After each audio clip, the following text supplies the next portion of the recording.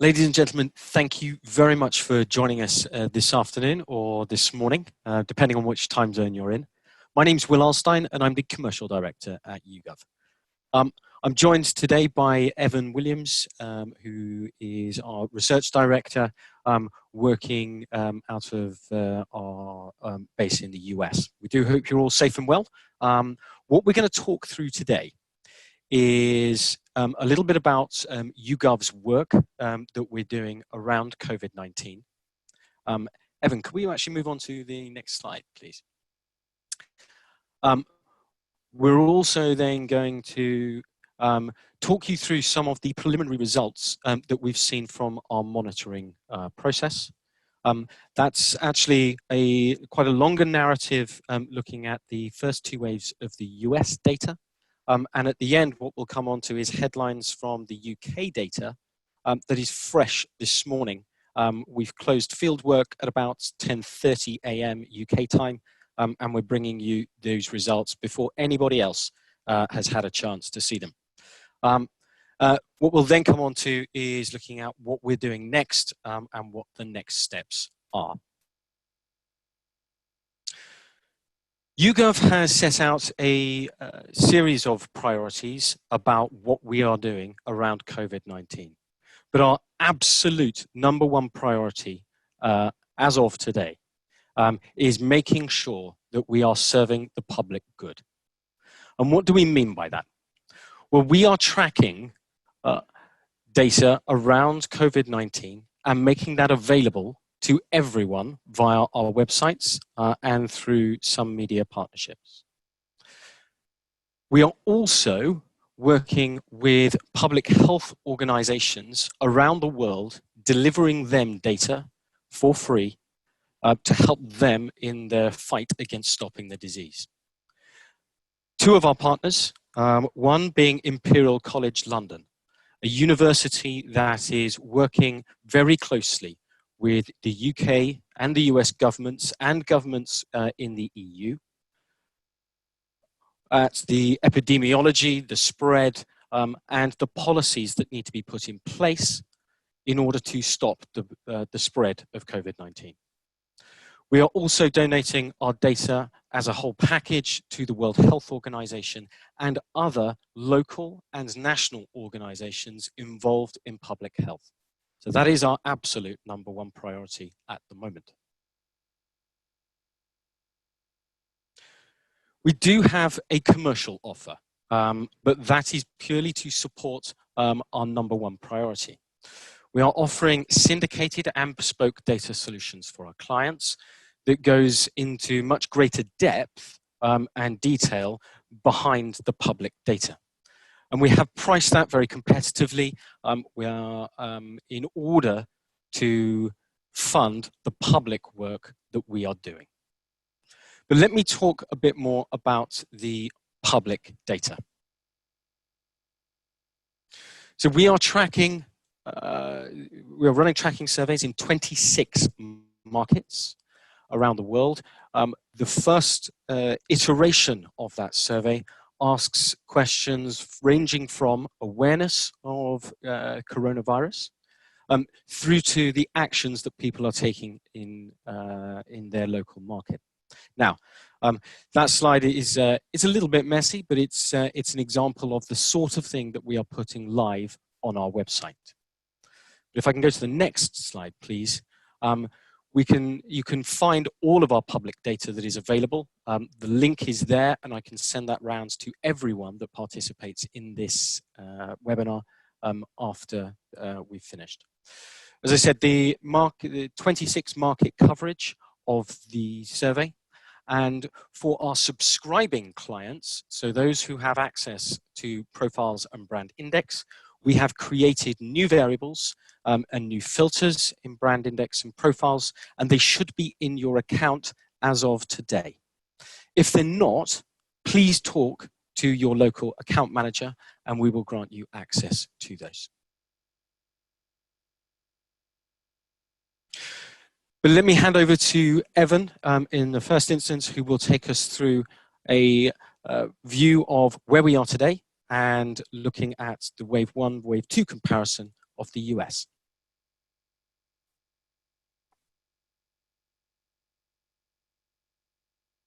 Okay, unmute myself there. Good morning to those of you that are in the US or in Canada. I'm actually in Canada, not in the US, as Will said. But regardless, good afternoon to you in the UK and good evening to those of you in Europe.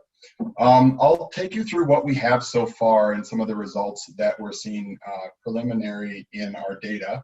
But I wanted to first start with just an overall idea of factfulness and what we're trying to accomplish with our data. We want to be giving data to people and having opinions right now that are based in facts.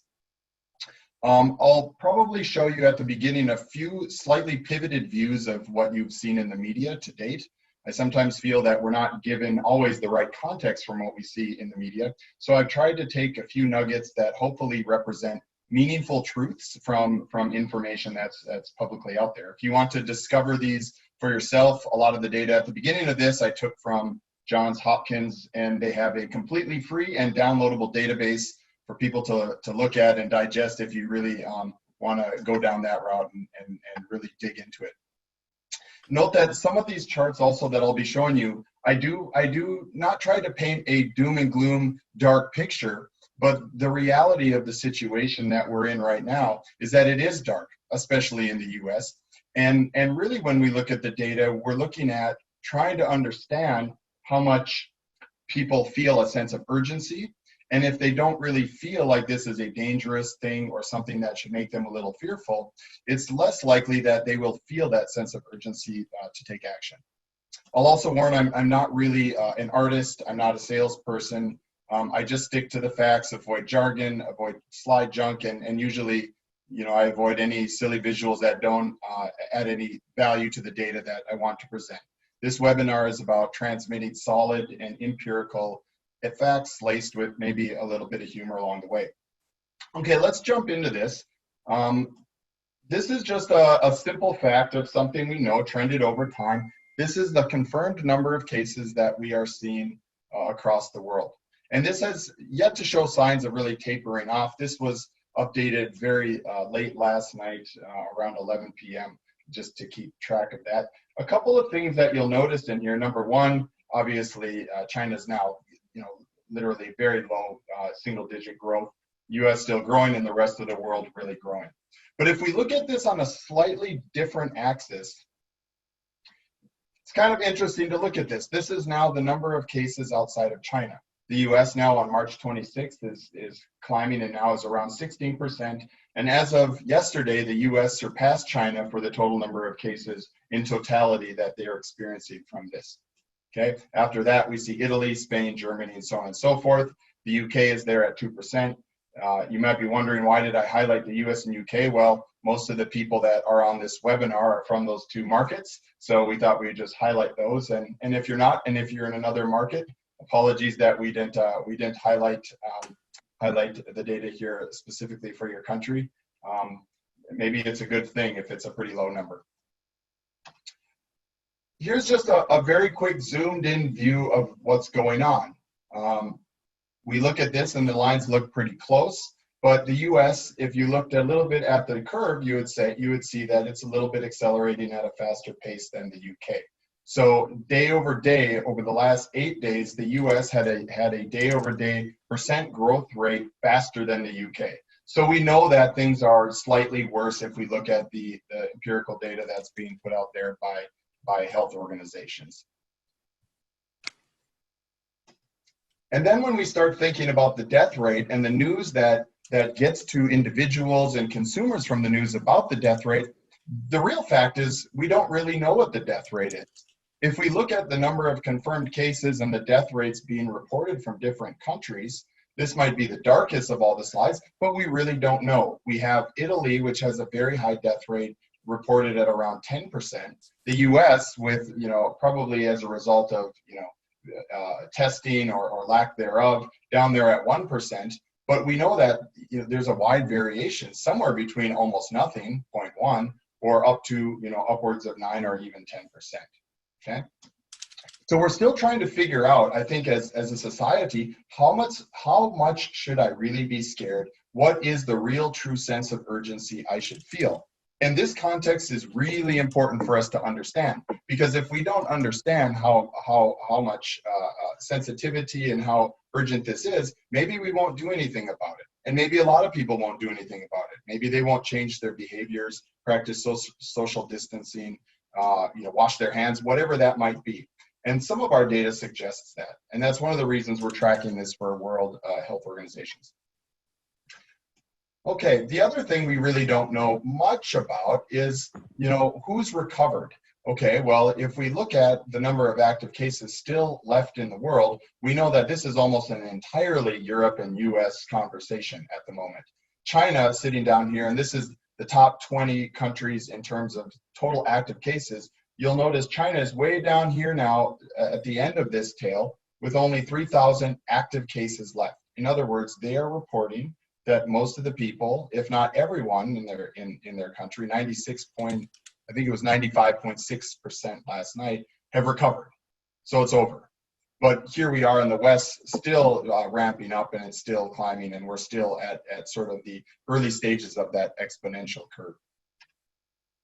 So I hope that just running through a few of those charts, the key context I want you to understand is, number one, it's growing. Number two, there's a lot of information out there that people are probably getting mixed messages. And number three, I'm not so sure they understand the context within which this is happening in their market relative to the world. For example, the US now being number one in terms of total cases. I'm an American, even though I live in Canada, and this is probably the last thing I ever wanted to be in first place for. A narrative from the US. There isn't really a top line summary that I'm going to go through. There's not a slide that has the key 6 bullets. It's really one bullet and a one bullet summary. A sense of urgency and compliance is absolutely necessary, and it's not there at the moment in the US. That's the too long, don't read on the entire story of what we're seeing in our data. Very quick on methodology. I don't want to waste too much time on this. I'll just say that the way we collect the data, it's 1,000 consumers, nationally representative every week. It's statistically robust. If you do have questions on particular slides, whether a 1% or a 2% difference is meaningful, I will tell you it is not meaningful. And even if it was meaningful, it's probably not something to look at that closely. Look at proportion, look at relativity, and look at trend. Okay, we have an army of people at YouGov that do this type of research every single day. And so, without going too deep into it, I'll say it's good, it has integrity, and I think we can learn from it. Just backing up a minute, just a note also on the waves, because I'll talk about waves and we might forget about the dates on them. Wave 1 was done March 12th through the 18th, and March, the second wave was the 19th through the 23rd. We have another wave coming out of field, obviously very shortly, probably early next week. So the data will be maybe about 6 or 7 days delayed in what I'm going to show you today. We needed some time to put it actually on some slides and get it out to you. But I think everybody is aware that 6 or 7 days in this atmosphere and in this environment is a long time. So if you say, well, why is it like this? I'm not seeing this in the news today. Well, maybe the news is wrong, but also it just might be that things have changed in the last 3 or 4 days. But generally, I think it's sensible. Okay, let's look at first some of the opinions and some of the perceptions that people have before we get into some of the behaviors that they're exhibiting. Unlike a lot of issues in the world, on this one, no one is left behind unknowing. Everybody is aware of what's going on. When we look at every split on this, whether it's age or your household, male or female, who you voted for, how much money you make, how educated you are, it really doesn't matter. This is the type of issue that there is no excuse of saying, well, I didn't know about that. COVID-19 has almost universal awareness. I won't talk too long about this. This is a question that over time in our survey, I think we'll probably deprecate, just knowing that it's probably not going to change, and it's probably not all that useful. But it is good to know that there aren't people that aren't at least hearing this. This is global. But when we think about not awareness, but how much people actually fear or feel that sense of urgency of contracting the virus, we know that this is not universal. Okay, the data I'm showing you on the page here is from the US. And you can see over here on the left-hand side, that's still about 45% of people in the purple are saying, well, I'm really not that scared, or I'm not scared at all, okay? And that changes a little bit. We see that females are a little bit more fearful than males. I have a 5-year-old son. He's kind of a cautious kid in general, and my wife always reminds me that, fear is a form of intelligence to some extent, and that's why he's cautious. So maybe we could all be a little bit more fearful and a little bit more smart right now. We also see that younger people have a little bit more fear than older people. Well, that might be a little bit counterintuitive to some of the news stories we see, where we see a bunch of college-age kids partying during spring break and saying that they're going to have social distancing parties. But I don't think that really reflects the attitude of many young people that are living through this right now. I think there's a lot of anxiety, and this is especially for a generation that never had world wars, never had Vietnam, never had Gulf Wars, never had 9/11 really, in their adult life to some extent. And so this is kind of a new thing, and it's kind of a scary thing. And so we see heightened level of fears among younger people, okay? I don't take political sides at all. It doesn't really matter who you voted for or who you didn't. But I think there is an important thing, when we think about who people voted for, it sort of gives us an idea of what kind of media they might be digesting, like the classical Fox News and people that voted for Trump or whatever. But you can clearly see that there is far, far less fear among people who voted for Trump than people who voted for Hillary. And that's kind of concerning, because if you're following a narrative of somebody who's not really, or has historically not placed as much urgency on fighting this thing as now more recently perhaps, you might actually be going through the world thinking that you don't have to worry about this, and this is like a media agenda and whatnot. So when we look at certain demographics, we see that it's actually much lower. So this is fear, and when we move on from fear and we look at how it affects, like relative to the information that we think we have. This chart is showing people that think that they have enough information to react to it, and they know what to do if they contract COVID-19. So overall, you can see that about 67% of people say, yeah, I think I do know. I think I do have enough information if I contracted this on what to do. But still, 67%, and you'll hear me say this repeatedly, 67% is not high enough. 100% is the right number. Everybody knows what to do if they contract it. The other thing that's a bit scary is that we see that there's an inverse relationship between fear and the level of perceived knowledge. In other words, as you get more fearful, you think you don't know what you'll do if you get it. So the people that have the highest level of fear think they know the least. And the people that don't have much fear at all think they know the most. Well, if you don't have much fear and then you actually contract it, will you really know what to do, and will you be really able to act quickly? That is a concern that I think people should be having.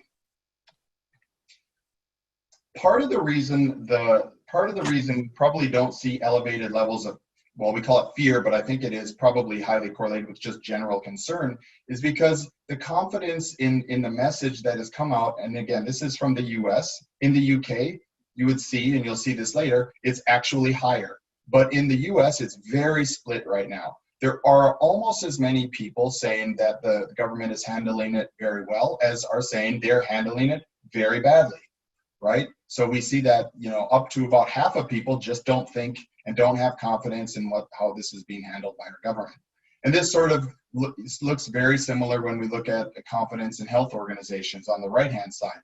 About 2/3 of people in the US are saying, yeah, we have some confidence in our health organizations, but it's not 100. And there's still a large group of people that don't have confidence in our health organizations. When you look at this and you look at how the British feel about the NHS, it's much higher on the confidence. And when you believe in the message, and when you believe in what's being sent, and the response that your government is pulling and going through for you, when you believe in that, you get behind it, and then you take action. And we're seeing that, I think, still people aren't really buying into the narrative. This is something that we want to continue to track and want to hopefully see more faith in government and health officials, and hopefully they're doing the right thing to earn that confidence. We also ask people what actions we think the government should be taking, and say, well, do you think they should be with taking, telling companies to allow people to work from home? And the answer is yes. We see that, most people say that these are good things. We should cancel large sporting events. We should close schools. If you look at these, they're all growing versus the first wave, which means people are getting behind this kind of tactics that the government is employing to fight this and to create social distancing. But if you look at this relative to the right column, which is, how does this compare to the UK?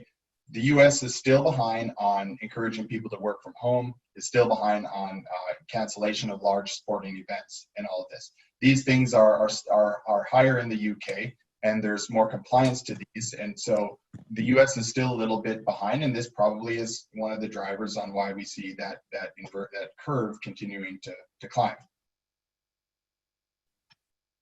Okay, so all of that was about how people are thinking about the issue, how much fear they have, how much confidence they have, and how much they're listening.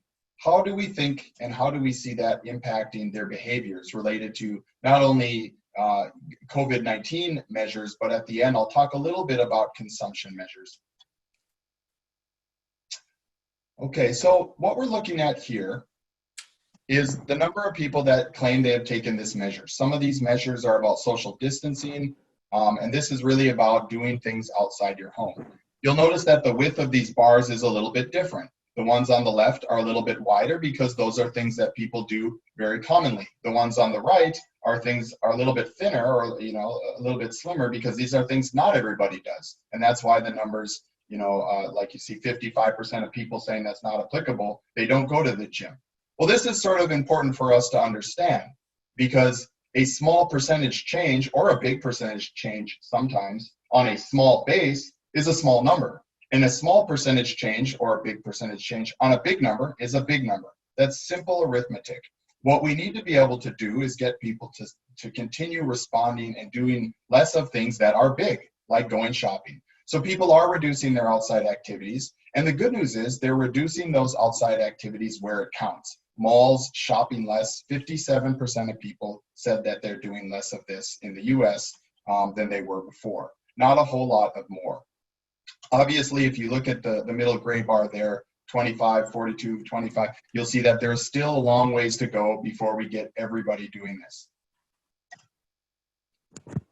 Just a quick look at this when we compare this to the UK. So dark blue bar US, light blue bar UK. What is the difference? Well, we see that the US on this particular piece of information, they are shopping less at a much greater rate than we see in the UK. Across the board, we're seeing that they're doing less attendance than might be happening right now in the UK. Of course, we have some very fresh data, and we'll be sharing that later about what's going on in the UK, and we are seeing that these things are climbing all the time. But this is, I think, a pretty good comparison point from our Wave 2 results in both of these countries. Now let's look at civic compliance. These are things you do as an individual to try to prevent the spread of COVID. Civic compliance on important measures is improving. You can see that, good news, people are still washing their hands, or more people are still washing their hands. 68% of people are now saying they're washing their hands more than they were before. I wonder, when I look at this data, I keep thinking to myself, who are the other 32% that don't wash their hands more? What are they doing? Well, old habits, die slowly, and maybe these people just, won't do it. That's concerning. But more people are doing it. Only about 2/3 of people say that they're avoiding crowded public places. That means 1/3 of people still are not avoiding going to public places. And this isn't the kind of issue that, well, if 2/3 are doing it, that's fine, and if 1/3 not, okay, majority rules. That's not how it works. If 1/3 of people aren't doing it, we all suffer. So these numbers, as we track this over time, we're hoping to see that these numbers get to very high, close to 100% levels. And then we can start to say, well, maybe this is predictive of when the crisis will end. Okay, you'll see that these things are more or less, in terms of personal hygiene, more or less, on par with what we see in the UK. Both in the US and the UK, I guess. In the UK, I guess we're all, 1/3 of us are all a little bit dirty people that don't wash our hands. But nonetheless, like, these things are climbing. And then we see that across the board, the compliance and the efforts that people are taking in the UK are slightly higher on public places and refraining from touching things in public and so on and so forth. Slightly higher numbers we see in the UK relative to the US on all of these. Okay, lastly, I'll go through a few of the behavioral changes that we are seeing in terms of consumptions of good, and then media at a very high level. Now, before I jump into this, I'll just say that these are sections that we got our tracker out very quickly. Again, the main purpose was to help health organizations and government bodies to make decisions and to understand what's going on. As we evolve with this, naturally, we'll be trying to include more information for businesses and for our customers and people that have been asking us and coming to YouGov for support on understanding behavioral changes related to their categories. So if you work in a business and you say, well, I have some ideas, we would love to hear your ideas. We would love to hear things you think we should be putting in. So feel free to contact us and give us suggestions and give us advice on what you think would be meaningful to your organization. Okay, the first thing I'll just talk about is stockpiling or hoarding or whatever you want to call it. And the headline on this is Americans are stockpiling and the British are not. So 51% of Americans claim to have stockpiled. Like I said, I'm American, but I do live in Canada, so I can safely say I was not involved with the stockpiling. And there are websites out there, I think, how much toilet paper I have.com, which gives you a great simulation tool to figure out exactly how many rolls you will need as a person or as a family to get through this crisis. Great tool, and if everybody used it, maybe these numbers would be lower. The good news is, in the UK, people are not stockpiling. So this kind of nonsensical behavior of trying to collect the types of goods that will be readily available is certainly not universal. It certainly is a lot of people. Now, if we think that half of Americans claim to have stockpiled, what do we think what would happen to the way they spend money at physical stores? Well, it's not surprising when we look at sort of some mega categories like groceries, toiletries, clothing and entertainment. We see that there is some big time increases in spending at physical stores on the left-hand side for groceries and for toiletries. I'm not going to show you all the data points, but when I looked at the data a little bit closer and you looked at, well, who is actually saying the more on this chart, the 39%? Most of those people are the people that said that they're also stockpiling. So the increase in groceries is to some extent due to this stockpiling behavior, okay? And we see that in at least a couple of categories, less so on discretionary goods where people are pulling back. And that makes sense. We'll see these numbers also escalate over time because physical stores are closing. So this no change will continue to grow. Sorry, the no change will continue to decrease and the less of will continue to grow. And then when we look at this in the US versus the UK, this starts to make sense. The US stockpiling, the UK not stockpiling. And so when we look at people that are reporting to say that they're spending spending more in physical stores, we see that on the groceries on the left-hand side, 39% of people saying they're spending more on groceries in the US. Not much of a change in the UK because they're not stockpiling. In the US, 22% saying they're spending more on toiletries. Not really a big change again in the UK. We're not seeing these differences in other sectors where stockpiling is not really an issue. And I would imagine if we broke this down to a category level, we would very quickly see that where it's coming from. Online spending, no stockpiling really going on there to some extent, maybe a little bit in groceries and toiletries, but it's a little bit, what we're observing is it's a little bit quiet in people's spend changes online. Right now, it's not a lot of change. There's almost as many people spending less online than more online right now, differing a little bit by category, but this will be something that we'll be obviously looking at and tracking for quite a while to see how things change as physical stores continue to close across the country. The one thing we know, and I apologize if this looks like a distorted, discolored checkerboard, it's not intended to be that, but just kind of like looking at this and saying, well, what does it mean? All it means is this is how people are changing their eating behavior. I worked in the FMCG food industry for a dozen years. I think some people from Uber on the phone, I worked at Uber on Uber Eats for a while and all these kind of food delivery apps, spent time there. And one thing I've learned about food over the years is, well, the food occasions don't disappear and they don't really grow. Sure, and sometimes, and with some people eat a little more, or people might eat a little bit less, but generally people eat, and they eat the same amount, and that doesn't change that much. But what does happen is the share of stomach moves, right? And so right now, the share of stomach is moving from dining to preparing at home. When we look at, well, there's a lot more food delivery, and I'm sure that some of the companies that are delivering food are very busy right now, but we're not seeing a drastic increase in the amount of delivery of food. In fact, if you look at it, you're seeing almost as many people or more are saying, they're ordering less food than more food. The big news on this story is that as dining decreases, right now people are moving more towards preparing at home, and there's clearly going to be big opportunities, for companies to help these types of consumers who are trying to figure out, like myself, how to cook. I don't know how to cook, and now I'm, doing it more than I've ever done it before. Media. People in the U.S. are consuming more media, generally speaking, especially on the big channels. Again, the ones on the left-hand side of this slide are bigger channels. That's why the bars are wider. The ones on the right are smaller channels, and that's why those are a little bit lower.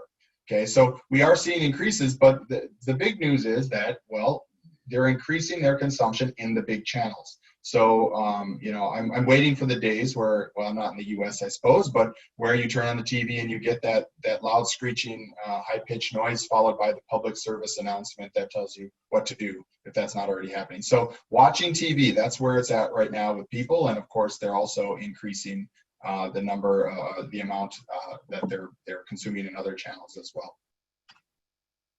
Now, when we look at this relative to the UK and the US, what we see is that, yep, Americans are increasing their TV consumption a little bit more than the British. We see that on TV. We kind of see that across the board, but most drastically on things like TV and then the watching of on-demand entertainment.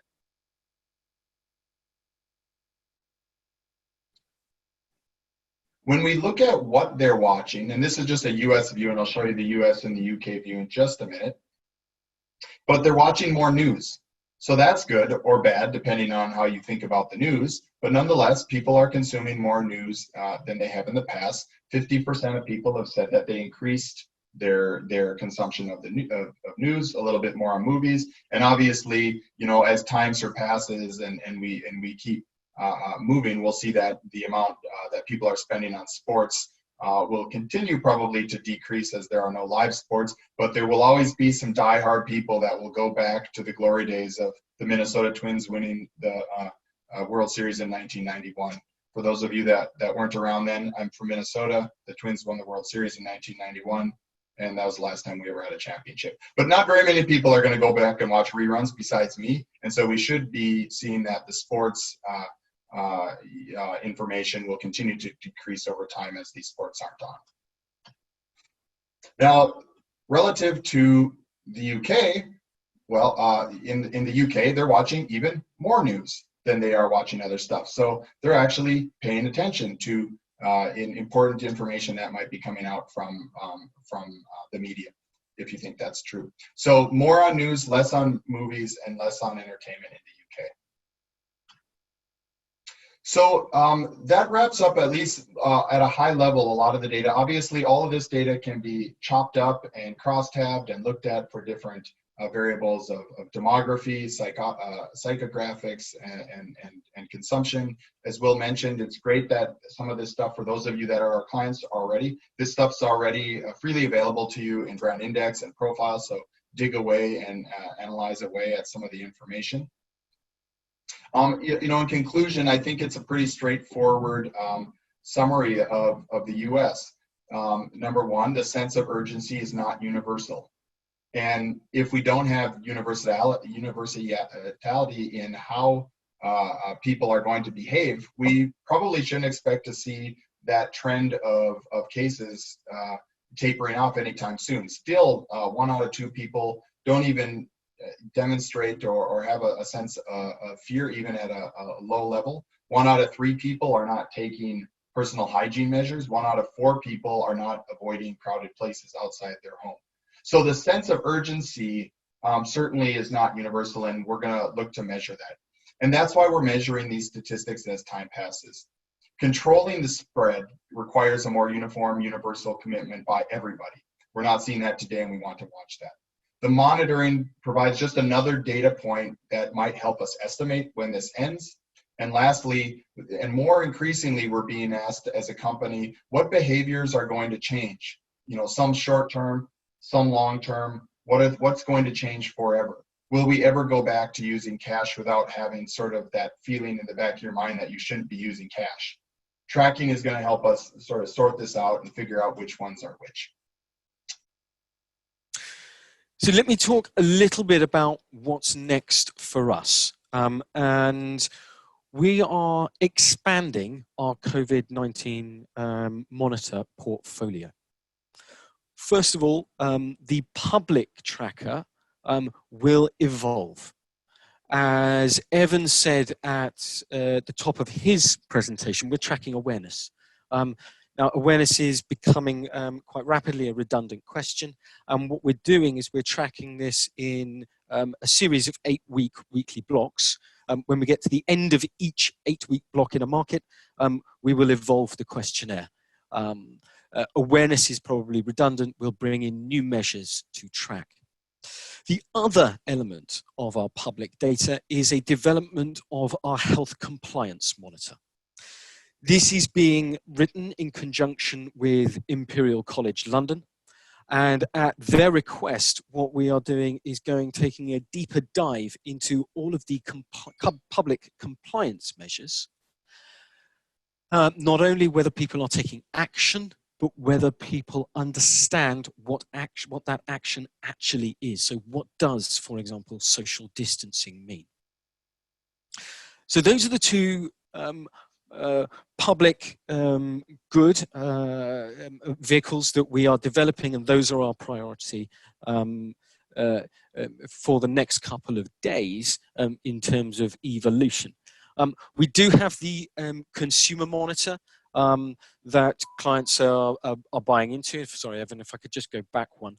But we're also developing, at client requests, 2 further modules around COVID-19. The first is an economic recovery monitor. So this is looking at consumer confidence. It's looking at what types of behavior, as a result of the strict measures that governments have put in place, are short-term measures, and which ones are more sticky and will create a new consumer when we come out of this on the other side. An example is, for example, working from home. Many more people are working from home for a great deal longer. Will they get a taste for it? Will it become much more part of their regular routine? And therefore, will we see much more working from home on the other side? Conversely, people might be desperate to rush back into the office and actually see some friendly faces. Who knows? Another example of that is the acceleration of trends that were already in place. So we've seen people using cash less and less, and a far more increase in digital payment methods. We've certainly seen a decrease in use of cash as a result of the virus and its spread. Will we see the extinction of cash in some markets as a result here? So the economic monitor is going to look at that. It's also going to look at how quickly things are likely to return. So whether we're looking at a U-shaped recovery or whether we're looking at a V-shaped recovery.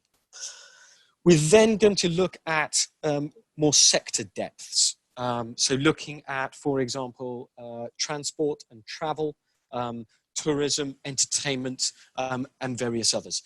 Those are a little further away down the line, but still under construction. And I just wanted to flag those now. That concludes our presentation. I noticed that there are questions coming in on the chat. And Evan, if you want to have a read of those and maybe pick out a couple that we can answer immediately while I talk about people's, where you can find more information. So for everyone on this webinar, we will send around a version of the deck that we have presented today. We'll also include in that a link to the public data that is available on our website. Please do use that. Please do share that. You can actually download it as well.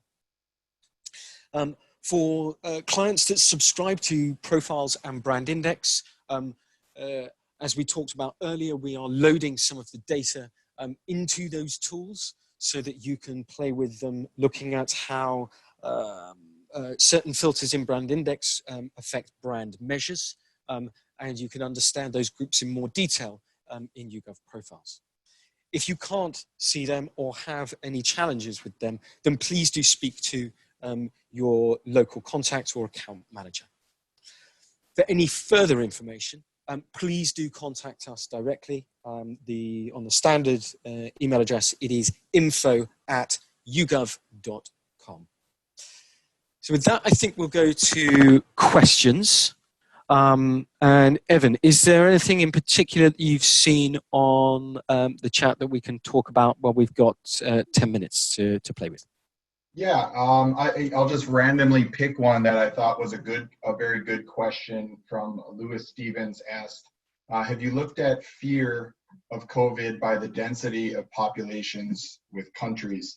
Just a hypothesis, but in areas where there are greater concentrations of people, the virus spreads faster. So is fear greater in densely urban areas versus rural areas?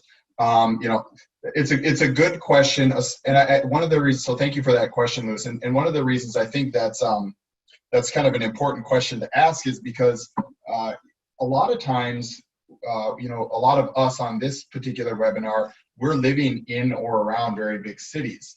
And so we're consuming the media, we're hearing it all the time, and we're seeing people around us that might even be contracting it.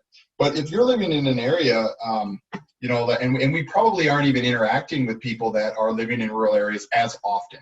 And so we might not even know how they are thinking about the situation or what their opinion is of the situation.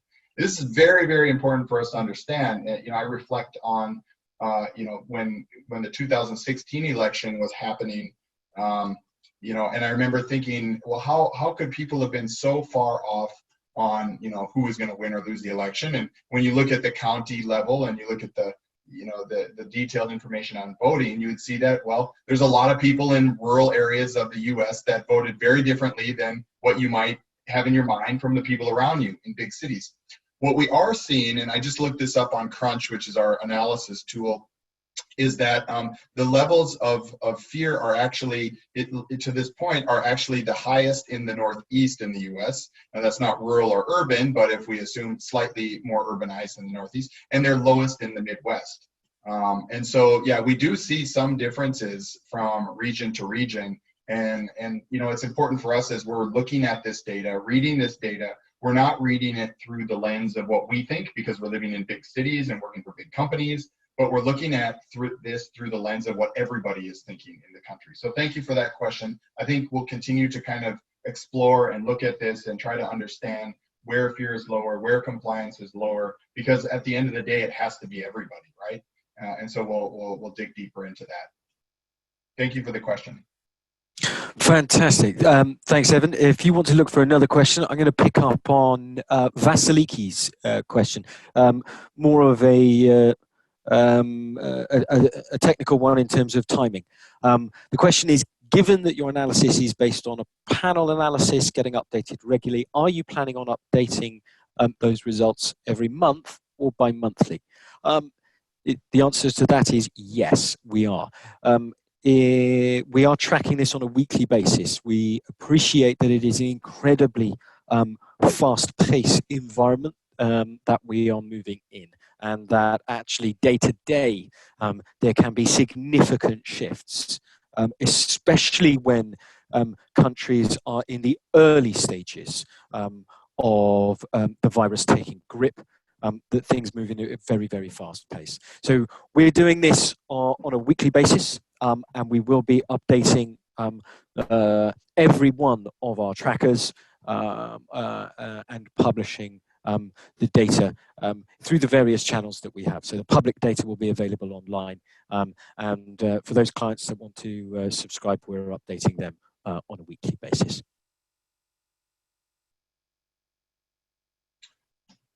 Maybe I'll take a question.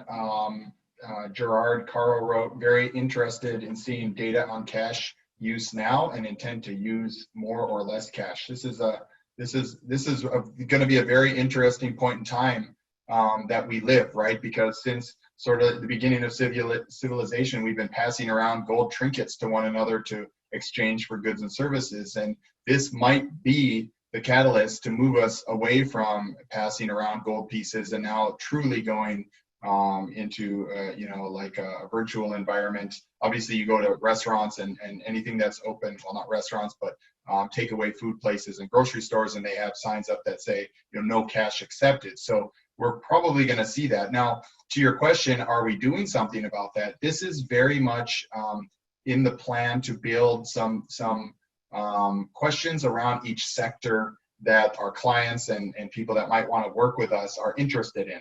And so we're developing those right now. But one of the reasons we wanted to have this webinar today was to show you what we have and also extend just the offer. If you think there are things you really believe we should be covering, we're all ears, very open. We love hearing suggestions from our clients. That makes us better. So certainly forward those questions onto us. Specifically on this one on cash, this is in the plan, Gerard. So yes, we're going to start looking at that.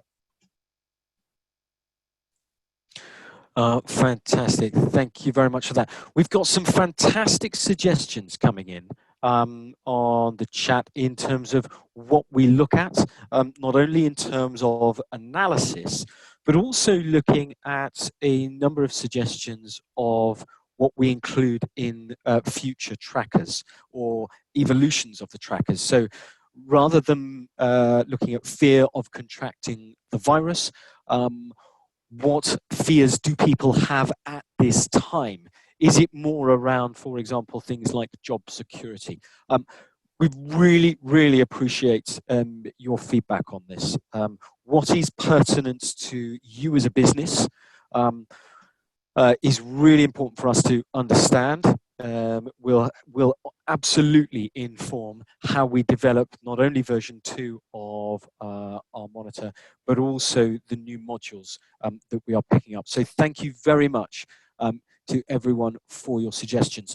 There are a number of questions that are coming in about specific analysis points around sort of should this group be, is this group more fearful or not? So absolutely, we can answer those. There was one question about increased media consumption, and is this the rush to news?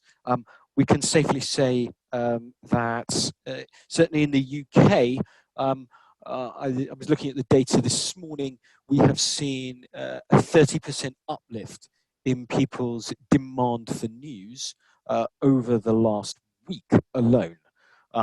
So yes, we very much do believe that increased media consumption is linked to news, but not solely linked to news, but we can come back to you with further analysis on that. Evan, is there anything else that you've seen in the questions that we want to pull out? Maybe just since we're going to be at time, just wrap up, but one more just comment. I think Mary and Samyak and some other people have said, will you have another webinar as you conduct additional waves? This is the first one. We kind of rushed it out. I appreciate people that, got the invite on Wednesday or Thursday and still turned up to listen. So thank you for that on short notice. It's short notice, very much appreciated. I think if people want more webinars, and I'm also, we're aware that some of you are logging in and this didn't have information for your country. And maybe, seeing some of the information for your country is something, if you want a webinar on that, we can talk about it. Reach out to the people either at info@yougov.com or reach out to your local people in your country to ask about that. But, whether we'll do more webinars, I imagine we will, and it'll be based on demand and based on receptivity of the one we've done today. So the more people find this valuable, the more inclined we are to do more of them, obviously. But yeah, for those of you that are in a non-UK, non-US market and didn't get a lot of data points for your market, we have them. We have the same data for your market, and so we should be able to help you out and talk about what we can do for you in those countries as well. Fantastic. Just to add to that, there is a European-focused webinar coming next week. Details of that will be circulated early next week. As soon as we've finalised that, you can appreciate it's a fast-moving and fluid environment. Evan, any final words that you want to say before we sign off? Not really. Yep. Just, like we're trying to help out as much as we can with public organizations and, our clients where you guys need our help, we're here to help you guys. And anybody who's listening, who's not a client, if you need help and there's something that we can offer for you guys, I'm more than willing to work on that as well. So thank you guys again for your time and for doing this on short notice and for your ears. And I guess that's all. I suppose we can close. Will, should we can close the session at that point? Yeah, I'd just like to say thank you all very much for joining. Do remember to email us and provide your feedback, info@yougov.com. But I wish you all a very good weekend and do stay safe. And we will see you very soon. Many thanks and goodbye.